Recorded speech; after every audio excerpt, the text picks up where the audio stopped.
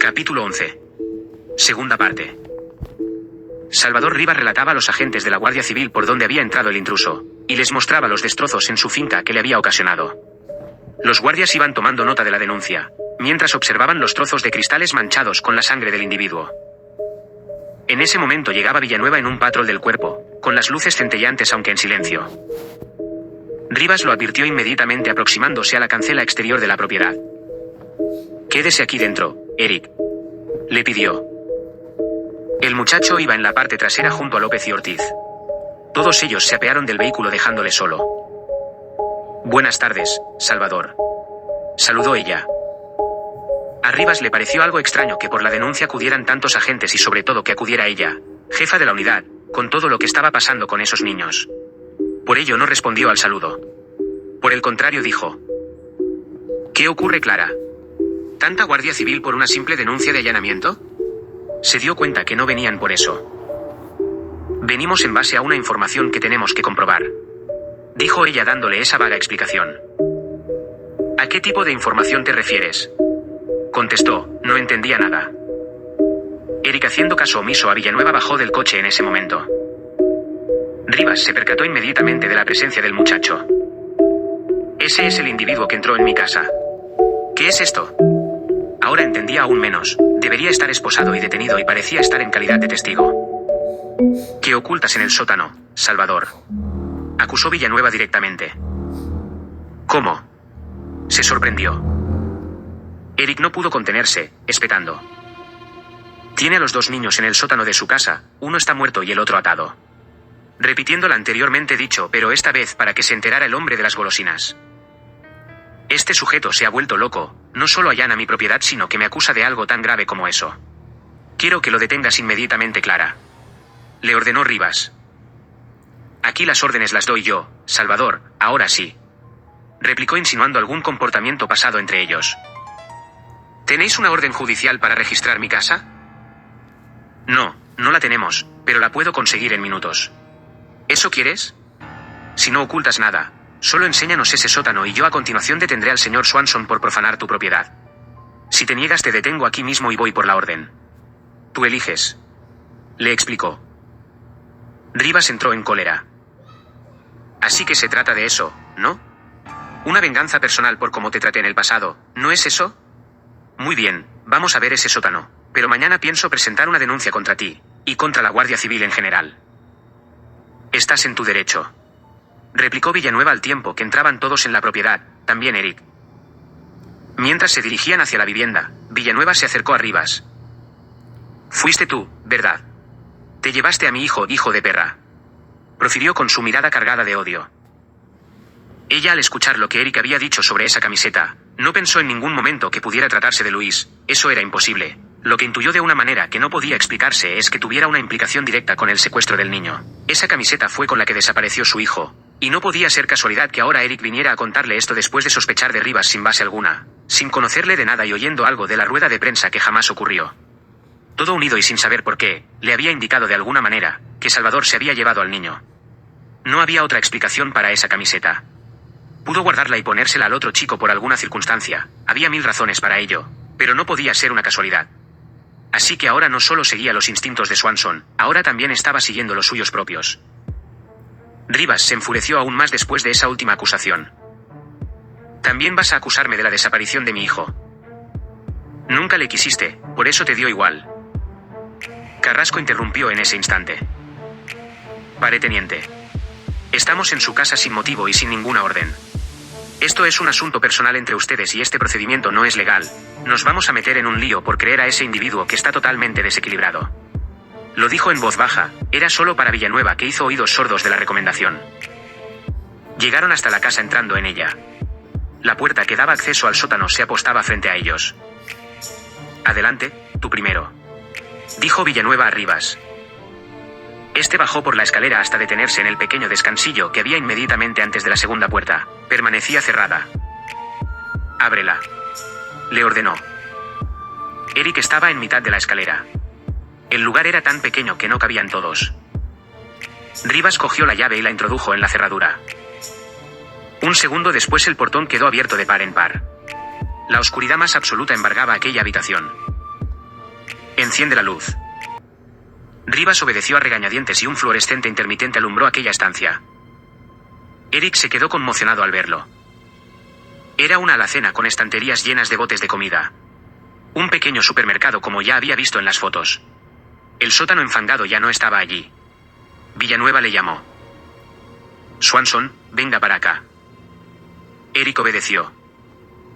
¿Qué significa esto?, dijo decepcionada. No lo sé, ¿qué me está ocurriendo? Esto no estaba aquí antes. Era una estancia completamente diferente. Allí al frente estaba el cuerpo. Lo dijo señalando con uno de sus dedos. Y aquí a la izquierda, tal como se entra, estaba el chico encadenado. Le aseguro por la futura vida de mi hijo que lo vi. Confesó apesadumbrado. Lo vio al igual que me oyó a mí dar una descripción diferente del merodeador, ¿es eso? Dijo de forma irónica. Eric no dijo nada después de eso. Sintió un escalofrío recorriendo su espina dorsal. Empezó a darse cuenta que era muy probable que sufriera una psicosis y no lo supiera, convirtiendo en realidad hechos que no estaban pasando realmente. Esto lo demostraba y los datos dados por Villanueva en la rueda de prensa lo corroboraba. Pero por muy psicótico que estuviese para Eric, todo era muy real.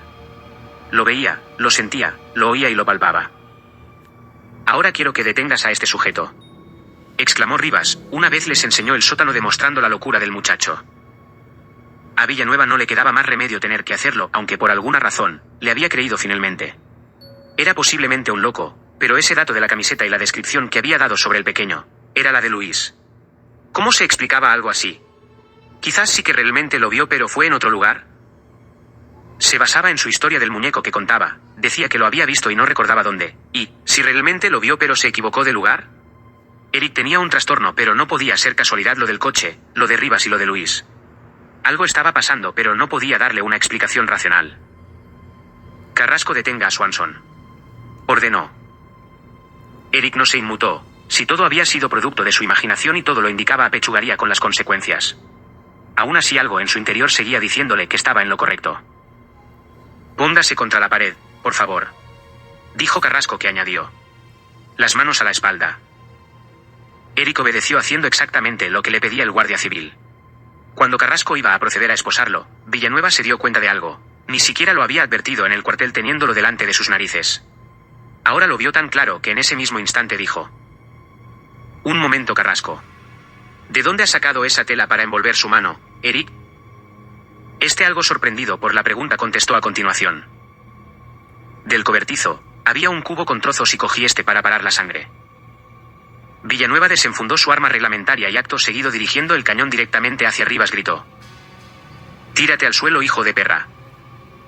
Rivas dudó en un principio, no entendía nada de ese cambio de actitud tan radical, pero a continuación se echó al suelo y Villanueva le esposó acto seguido. Los demás guardias civiles se quedaron atónitos por la misma circunstancia. No me di cuenta antes en la comandancia. Cuando Raúl Vergara desapareció llevaba una camiseta estampada con rayas azules, blancas y rojas, exactamente como ese trapo que lleva Swanson envolviendo su mano.